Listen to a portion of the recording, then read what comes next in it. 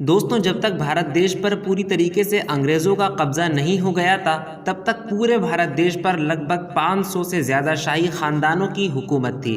ये शाही खानदान छोटे छोटे राज्यों पर और छोटी छोटी रियासतों पर हुकूमत किया करते थे। उस वक्त के हिसाब से इन लोगों के पास बेइंतहा मालो दौलत, बेइंतहा खजाना और बेइंतहा पैसा था। इनके ऐश भी ऐसे थे जो बड़े बड़े बादशाहों को नसीब नहीं होते हैं। और उस वक्त हिंदुस्तान में दुनिया की सबसे बड़ी और दुनिया की सबसे ज़्यादा अमीर सल्तनत यानी कि मुग़ल सल्तनत भी थी।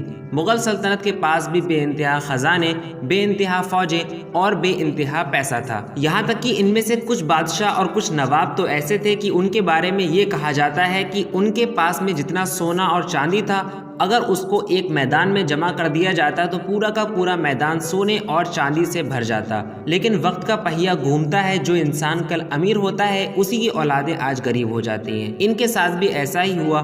किस्मत ने अपना खेल खेला और वो लोग जो एक वक्त संपूर्ण भारत देश यानी कि अफगानिस्तान, पाकिस्तान, बांग्लादेश और आज के भारत देश पर हुकूमत किया करते थे, आज उनकी औलादें दर दर ठोकर खाने पर मजबूर हैं। KW प्रेजेंट की आज की इस वीडियो में आप ये जानेंगे कि हमारे भारत देश के पुराने राजा और पुराने नवाब जिनकी शोहरत के और जिनके पैसे के डंके पूरी दुनिया में बजा करते थे, आज उनकी औलादें जो जिंदा हैं वो किन हालात में अपनी जिंदगी गुजार रही हैं। तो चलिए वीडियो को शुरू करते हैं।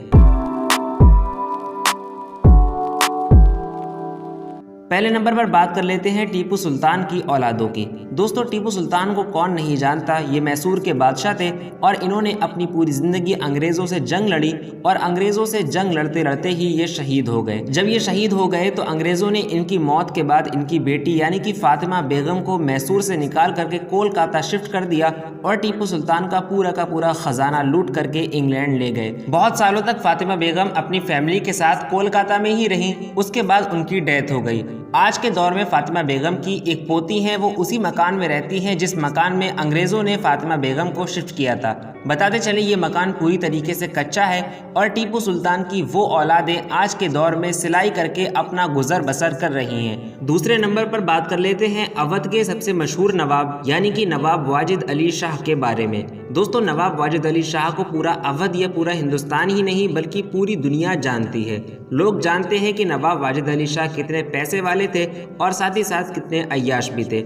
नवाब वाजिद अली शाह की जो आज की औलाद है उनका नाम है मिर्जा कुदर बेग और ये कोलकाता में एक सादी सी जिंदगी गुजार रहे हैं। मिर्जा कुदर बेग बेसिकली एक प्रोफेसर थे और अब ये रिटायर हो गए हैं। कुछ दिन पहले ये अलीगढ़ मुस्लिम यूनिवर्सिटी में पढ़ाया करते थे। तीसरे नंबर पर बात कर लेते हैं अपने दौर के दुनिया के सबसे बड़े और सबसे अमीर इंसान और हैदराबाद के आखिरी निजाम यानी कि उस्मान अली खां के बारे में। दोस्तों, आपने भी हैदराबाद के निज़ाम की सखावत के काफ़ी चर्चे सुने होंगे।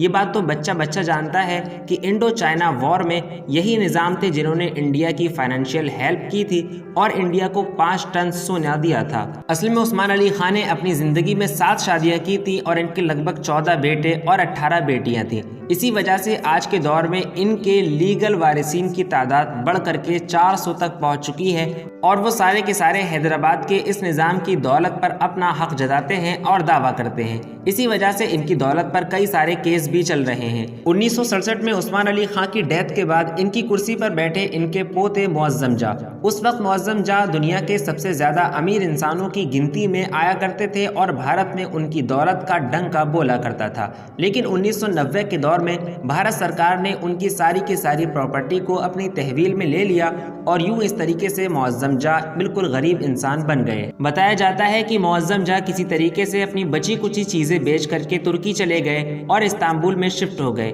गरीबी की वजह से आज इस इंसान को, जो कल दुनिया का सबसे अमीर इंसान था, एक छोटे से अपार्टमेंट में रहना पड़ रहा है। चौथे नंबर पर बात कर लेते हैं मुगल सल्तनत के आखिरी बादशाह बहादुर शाह जफर की औलादों के बारे में। हैरत की बात यह है कि पूरे देश पर हुकूमत करने वाले मुगल बादशाहों के इन वंशजों के अपने घरों में टॉयलेट और बाथरूम भी नहीं है। सुल्ताना बेगम बताती हैं कि गवर्नमेंट की तरफ से उनको 6,000 रुपए माहाना पेंशन मिलती है, जिससे वो अपने बच्चों का और अपने परिवार का गुजर बसर करती हैं। तो चलिए अब इस वीडियो को यहीं खत्म करते हैं, इस उम्मीद के साथ कि ये वीडियो आपको पसंद आई होगी। इस वीडियो को अपने कॉन्टैक्ट्स में जरूर शेयर कीजिए और इसी तरीके की नॉलेजेबल वीडियोस देखते रहने के लिए आप हमारे चैनल KW प्रेजेंट को सब्सक्राइब कर सकते हैं। फिर मिलते हैं अगली वीडियो में, जब तक के लिए अलविदा।